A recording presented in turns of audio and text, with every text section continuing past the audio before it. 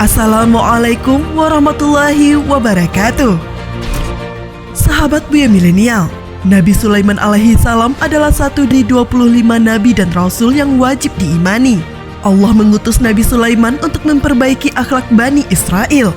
Ada banyak hikmah dan pelajaran yang bisa diambil dari kisah Nabi Sulaiman yang merupakan raja segala makhluk. Al-Quran juga menceritakan banyak kisah tentang Nabi Sulaiman alaihi salam. Allah Ta'ala berfirman, "Dan kami karuniakan kepada Daud, Sulaiman, dia adalah sebaik-baik hamba. Sesungguhnya dia amat taat kepada Tuhannya."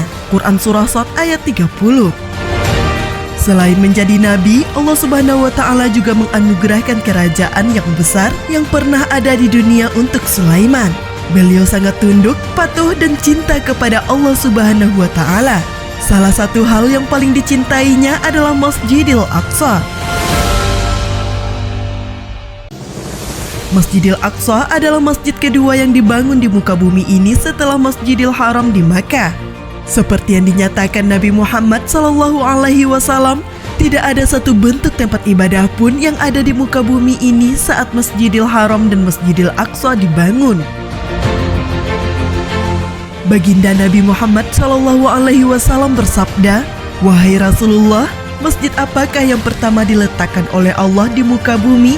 Beliau bersabda, "Al-Masjidil Al-Haram." Abu Dzar bertanya lagi, "Kemudian apa?" Beliau bersabda, "Kemudian Al-Masjidil Al-Aqsa." Berkata Abu Muawiyah, yakni Baitul Maqdis.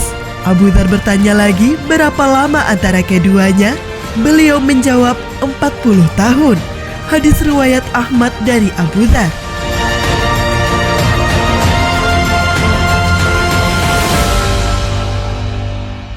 Lalu bagaimana keterkaitan Nabi Sulaiman dengan Masjid Al-Aqsa? Berikut ulasannya. Sebelum lanjut, jangan lupa like, subscribe, dan share. Apa yang kamu tahu, yang lain juga harus tahu.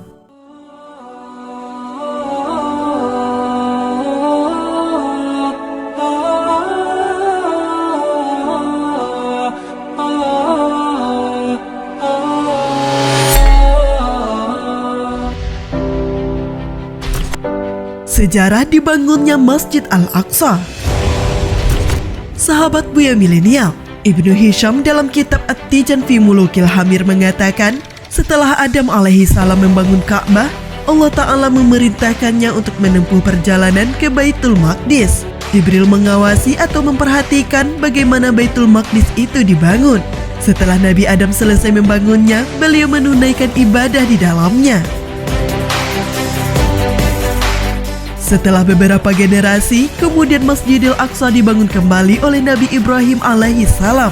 Nabi Ibrahim asalnya dari daerah Ur, selatan Babilonia, Irak, dan mendapat perintah dari Allah untuk berhijrah dari penindasan Raja Namrud ke negeri yang diberkahi, yakni Palestina. Allah mengabadikannya di dalam Al-Quran.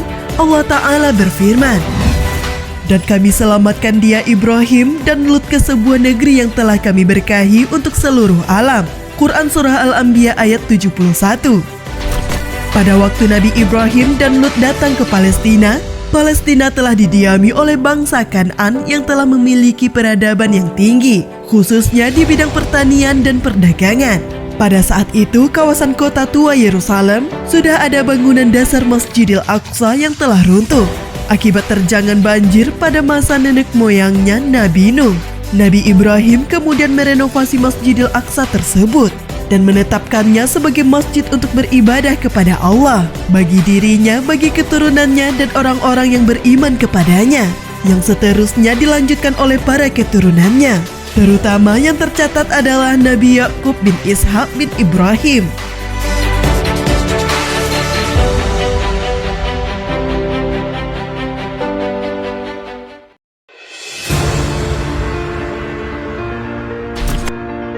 Keterkaitan Nabi Sulaiman dengan Masjid Al-Aqsa. Setelah beberapa generasi, Masjidil Aqsa kembali runtuh dan dibangun kembali oleh Nabi Daud alaihi salam. Nabi Daud merupakan keturunan ke-13 dari Nabi Yakub yang merupakan anak dari Nabi Ibrahim alaihi salam. Ketika Nabi Daud menjadi Raja Yerusalem setelah menguasai dari masyarakat Yebusit, Nabi Daud lalu mengembangkan dan menjadikan Yerusalem sebagai ibu kota kerajaannya. Ketika ia mulai membangun kembali Masjidil Aqsa, beliau meninggal dunia sebelum selesai membangun kembali masjid tersebut. Tahta kerajaan Nabi Daud lalu digantikan putranya Nabi Sulaiman. Di kota tua Yerusalem inilah Nabi Sulaiman membangun kembali bangunan Masjidil Aqsa lengkap dengan singgasananya. Nabi Sulaiman alaihi salam menjadi raja untuk segala makhluk. Tidak hanya manusia, Sulaiman merajai binatang serta makhluk gaib seperti jin dan setan. Allah Subhanahu wa Ta'ala menjadikan jin dan setan tunduk kepada Nabi Sulaiman. Allah Ta'ala berfirman, "Dan kami tundukkan pula kepada Sulaiman segolongan setan-setan yang menyelam ke dalam laut untuknya. Dan mereka mengerjakan pekerjaan selain itu. Dan kami yang memelihara mereka itu." Quran Surah Al-Anbiya ayat 82. Saat dalam proses membangun kembali masjid tersebut, Nabi Sulaiman membuat doa khusus kepada Allah Subhanahu wa Ta'ala. Di dalam hadis yang diriwayatkan oleh An-Nasa'i dari Abdullah bin Amr bin As disebutkan, sesungguhnya ketika Sulaiman bin Daud membangun kembali Baitul Maqdis, ia meminta kepada Allah Azza wa Jalla 3 perkara, yaitu meminta kepada Allah Azza wa Jalla agar diberi taufik dalam memutuskan hukum yang menepati hukumnya, lalu dikabulkan. Dan meminta kepada Allah Azza wa Jalla dianugerahi kerajaan yang tidak patut diberikan kepada seseorang setelahnya, lalu dikabulkan. Serta memohon kepada Allah bila selesai membangun Masjid Al-Aqsa agar tidak ada seorang pun yang berkeinginan sholat di situ, kecuali agar dikeluarkan kesalahannya seperti hari ia dilahirkan oleh ibunya. Dalam riwayat lain, baginda Nabi Muhammad SAW bersabda, "Adapun yang pertama dan kedua maka telah diberikan, dan aku berharap yang ketiga dikabulkan." Hadis riwayat An-Nasa'i. Ketika Nabi Sulaiman sedang mengawasi jin-jin bekerja, malaikat maut mencabut nyawa Nabi Sulaiman. Namun jasadnya masih berdiri dan disangga oleh tongkatnya. Para jin terus bekerja, mereka tidak menyadari bahwa Nabi Sulaiman telah wafat. Sampai beberapa hari kemudian, Allah Subhanahu wa Ta'ala memerintah semut menggigiti tongkat kayunya. Kemudian tongkat itu patah dan tubuh Nabi Sulaiman yang bersandar di atasnya jatuh ke lantai. Orang-orang berlari ke arah Nabi mereka dan segera menyadari bahwa dia telah lama meninggal. Bahkan hal ini juga tidak diketahui oleh bangsa jin. Allah Ta'ala berfirman, "Dan ketika kami menetapkan kematian Sulaiman, tidak ada yang menunjukkan kepada jin kematiannya, kecuali makhluk bumi yang memakan tongkatnya. Tetapi ketika dia jatuh, menjadi jelas bagi jin bahwa jika mereka mengetahui yang gaib, mereka tidak akan tetap berada dalam hukuman yang menghinakan." Quran Surah Saba ayat 14.